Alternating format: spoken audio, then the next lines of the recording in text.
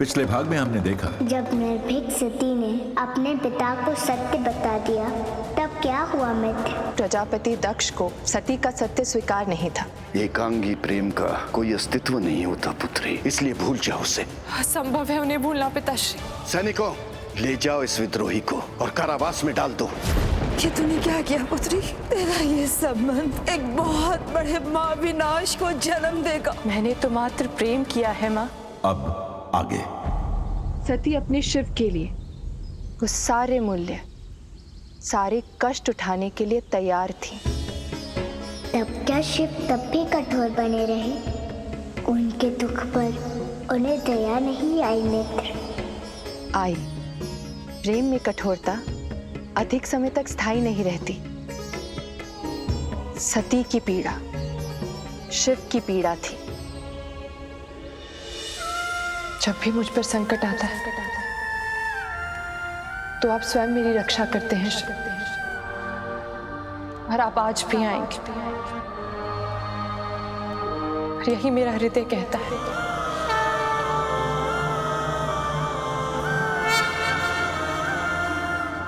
आपकी निष्ठुरता का,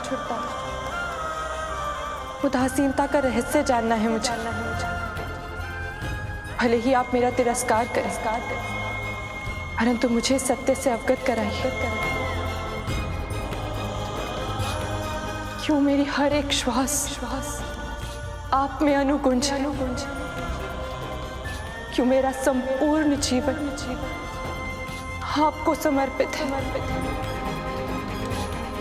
मुझे जानना है शिव।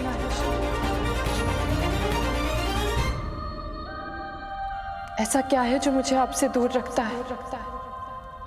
संपूर्ण विश्व के लिए जो सुलभ है, प्राप्य है, वो सती के लिए इतना कठिन क्यों? एक बार उस सत्य से सती का परिचय करा दीजिए। मेरे मार्ग से इस अंधेरे को दूर कर दीजिए।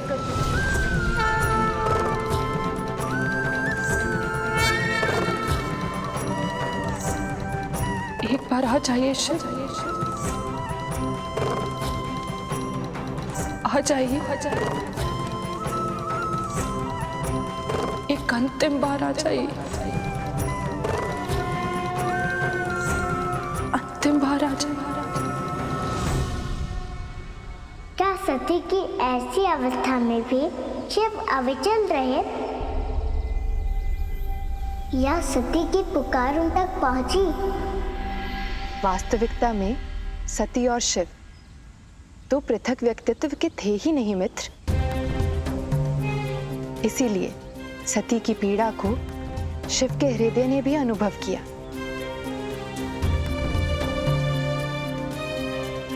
और सती की पुकार उन तक पहुंच गई। फिर क्या हुआ मित्र? जानने की मेरी उत्सुकता और बढ़ गई। सती की पुकार पर शिव आए। उन्हें आना पड़ा।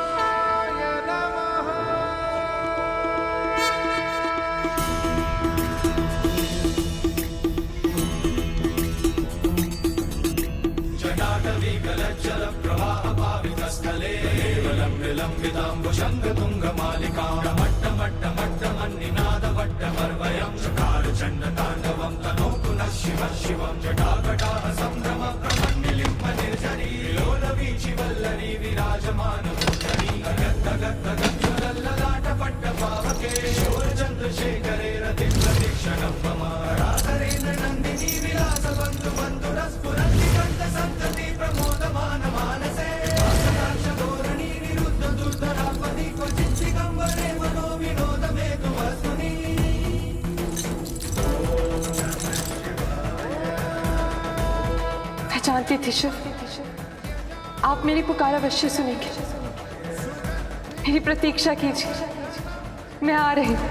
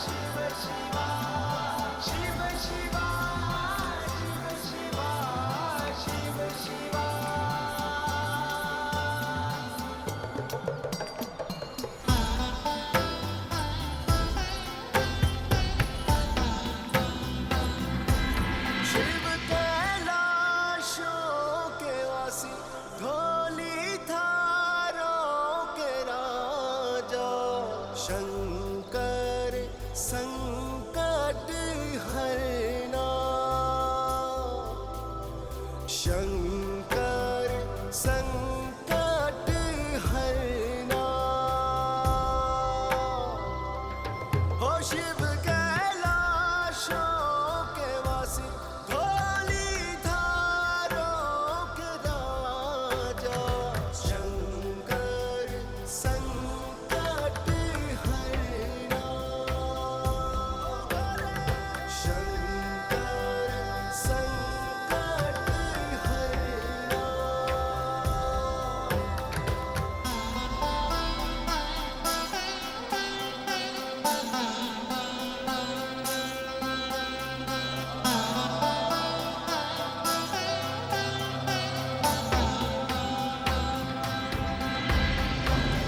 मैं आज भी उसी स्थान पे हूँ शिव, जिस स्थान पर आपने मुझे छोड़ा था।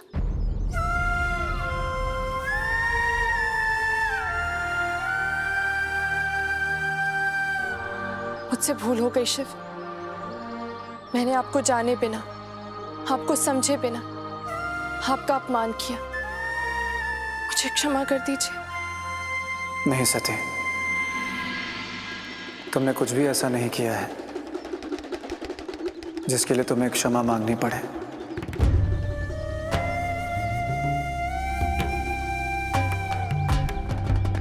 सच कह रहे हैं आप?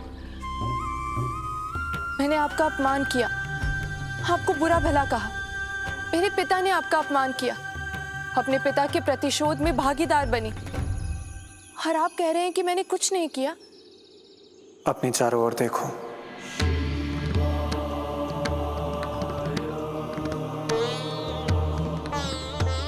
ये जो कोहरा है सब कुछ अदृश्य कर देता है। ऐसे ही अपमान और प्रतिशोध का रूप है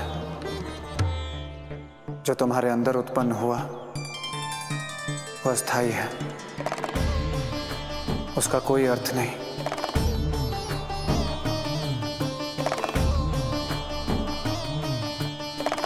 तो फिर किसका अर्थ है शिव? मेरे पास तो इन 5 इंद्रियों से संचालित केवल मेरा शरीर है। मैं तो इसी की परिधि में बंधी हूँ, सिमटी हूँ। सती, तुम अतीत और भविष्य के मध्य में खड़ी हो। वर्तमान को स्वीकार कर लो ताकि होने वाले संताप से मुक्त हो सको। यदि आपको मेरी इतनी चिंता है तो क्यों बार बार स्वयं को मुझसे विलग कर मुझे संताप के अग्निकुंड में झोंक देते हैं? बोलिए।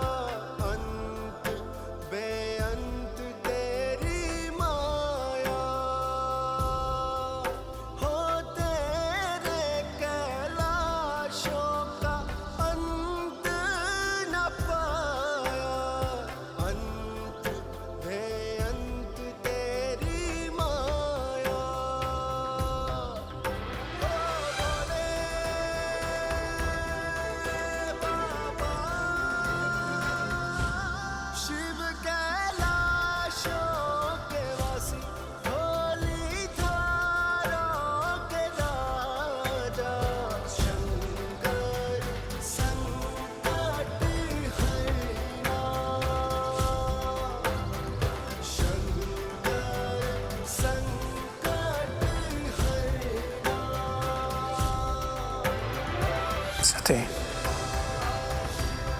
विरह की ये पीड़ा बहुत क्षीण है, बहुत कम है। इस अग्निकुंड को तो तुम आत्मसात कर लोगे,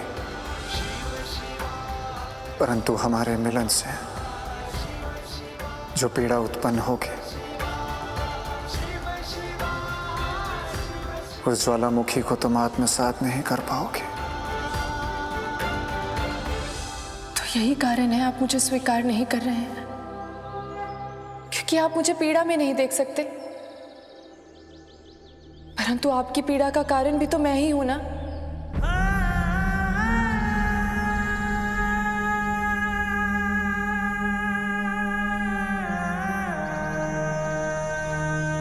उत्तर दीजिए।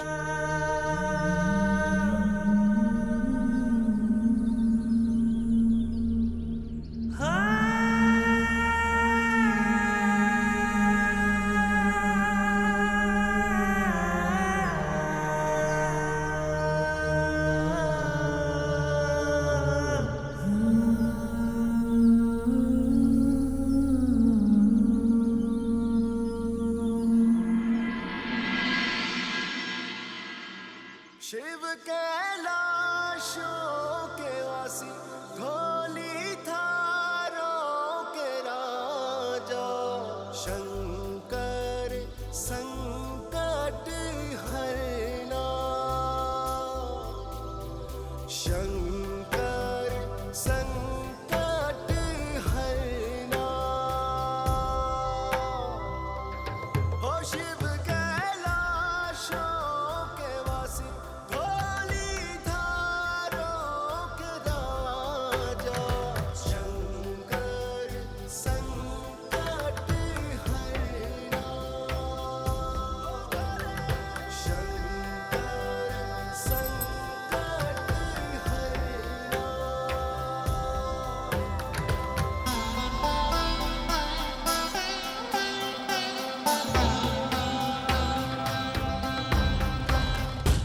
क्या इसे मैं अपने प्रश्नों का उत्तर समझूं?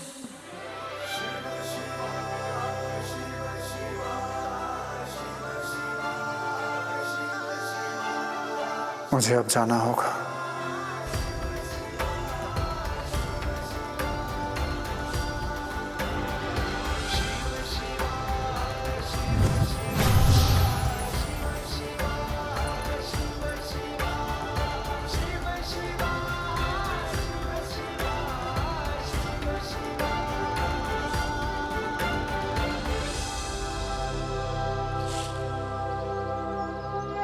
ये कैसे रहस्य में उलझाकर आप पुनः मुझसे दूर चले गए हैं शिव?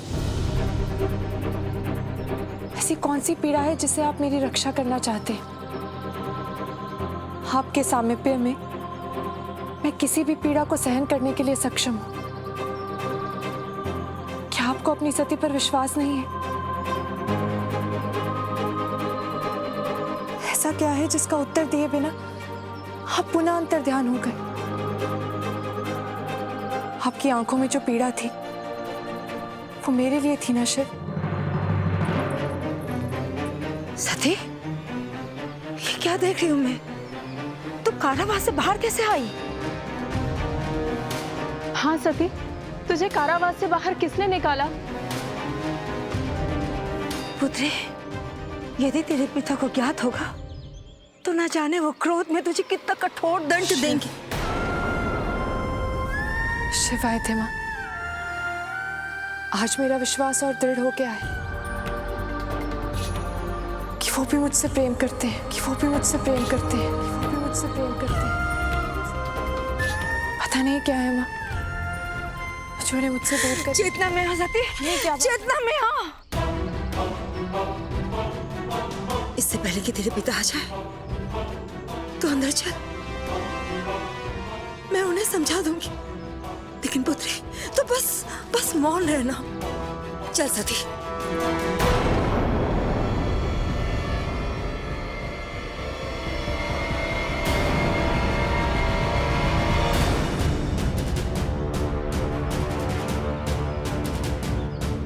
सती, तुझे बाहर किसने निकाला?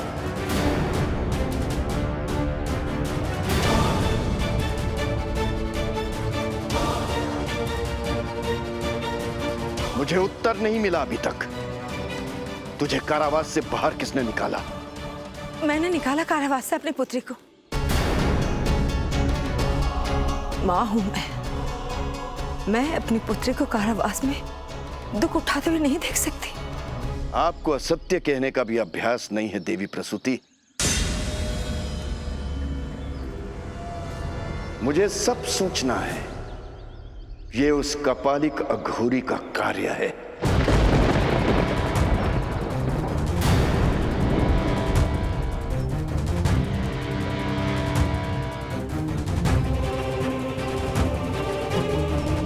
आप इसे कक्ष में ले जाइए प्रसूति।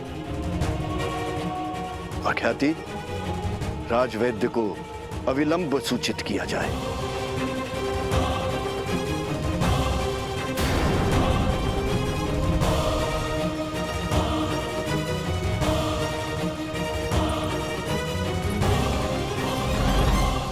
निर्णय लेने का समय आ गया है। इससे पहले कि वो शिव संपूर्ण रूप से सती को अपने वश में कर ले, मुझे ही कुछ करना होगा। कुछ करना होगा मुझे। नारायण नारायण। अरे भ्राता देव ऋषि, नारायण नारायण। प्रणाम भ्राता दक्ष। पधारिए पधारिए। कहीं आज अचानक कैसे आना हुआ? सूचना एकत्रित करने हेतु संसार भ्रमण पे निकला हूं। सोचा आपका भी कुशल मंगल लेता चलूं। यहां प्रचुर कुशलता है देव ऋषि। वैसे आज आप बहुत शुभ मुहूर्त पर आए हैं। कैसा शुभ मुहूर्त भ्राता? तनिक धीरज रखिए। देव ऋषि, आपके भ्राता मांगलिक कार्य करने का विचार कर रहे हैं। आप सत्य कह रहे हैं, परंतु आपने कैसे जाना? आप है महर्षि भृगु, संसार के महान ज्योतिष, भृगु संहिता के रचयिता,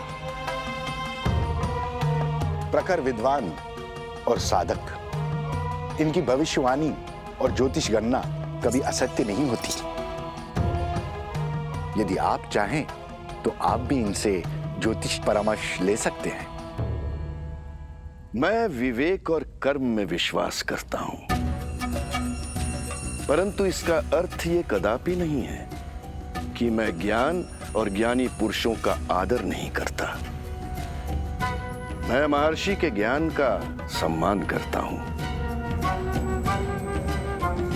परंतु मेरा यह मानना है कि यदि व्यक्ति संकल्प कर ले तो कोई भी कार्य कठिन नहीं है और ना ही असंभव है। लगता है मेरे भ्राता के मन में किसी नवीन संकल्प ने जन्म ले लिया है। हां भ्राता देव ऋषि, मैंने अपनी पुत्री सती के विवाह का निर्णय किया है।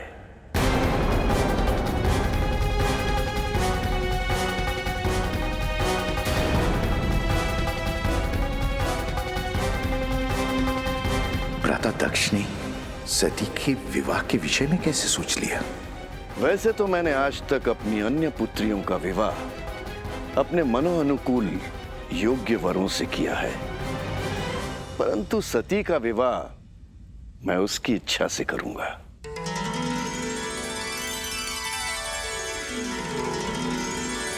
अति उत्तम भ्राता, अति उत्तम। सती की इच्छा तो शिव है।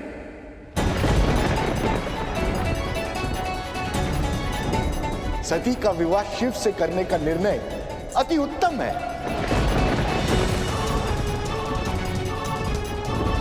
पिताश्री ब्रह्मा सुनेंगे तो बहुत प्रसन्न होंगे। मैं अभी जाके उनको ये सूचना देकर आता हूं। अपनी अधीरता पे नियंत्रण कीजिए देव ऋषि, और पूरी बात सुनिए। मैं सती का विवाह उस अघोरी शिव से नहीं, स्वयंवर रचा के करूंगा।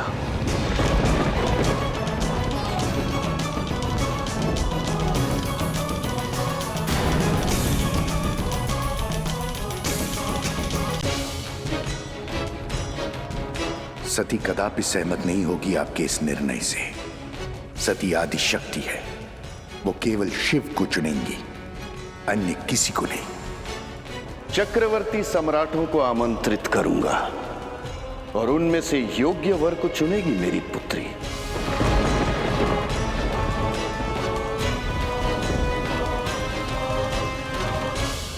क्षमा करें भ्राता दक्ष, ये आप सती के साथ अन्याय करेंगे।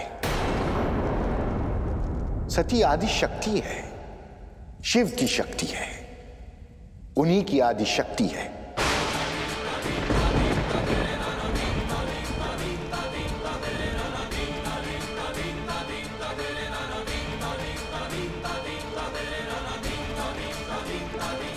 उनका विवाह केवल शिव से हो सकता है, अन्य किसी और से नहीं।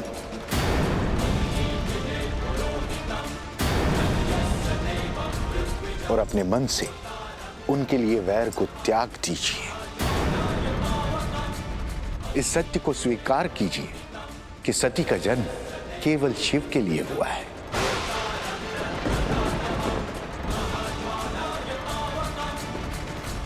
उनके अतिरिक्त सती की शक्ति को कोई वहन नहीं कर सकता।